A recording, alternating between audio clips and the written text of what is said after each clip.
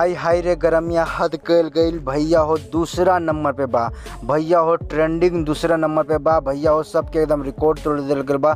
काहे कि भैया हो खेसारी लाल यादव हुए। काहे कि भैया स्टेडियम पे एकदम रोमांस कर रहल बाड़े और रोमांस खेसारी लाल यादव करे यूपी बिहार के एकदम अलावा भी हर देश के आदमी खेसारी लाल यादव के बहुत चाह रहल बाड़े। भैया हो 2 नंबर पे एकदम ट्रेंड कर रहल बा। भैया हो एगो तो गनवा 3 नंबर पे बा, एगो गनवा 2 नंबर पे बा।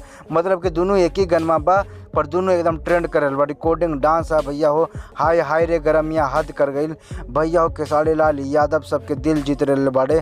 काहे ना जीतिए भैया, अखिलेश भैया के गनवा निकले बाड़े भैया। अब बहुत गाना व्यवहार करता काहे कि भैया यूपी बिहार झारखंड हर जगह एकदम दुनिया का 2800 देश में खूब गर्मी पड़ रहा बा। गर्मी में एकदम खेसारी लाल यादव खूब लुत्फ उठा रहल बाड़े गनमा के। अब भैया वो ओरिजिनल गाना आई तो और बजी काहे कि भैया हाय हाय रे गरमिया सब तो मर रहल बा गर्मी से। भैया हो यूपी बिहार में तो ज़्यादा आदमी मर रहल बाड़े काहे कि भैया शिकायत ज़्यादा आ रहल बा यूपी बिहार से। भोजपुरिया समाज जिंदाबाद हो भैया।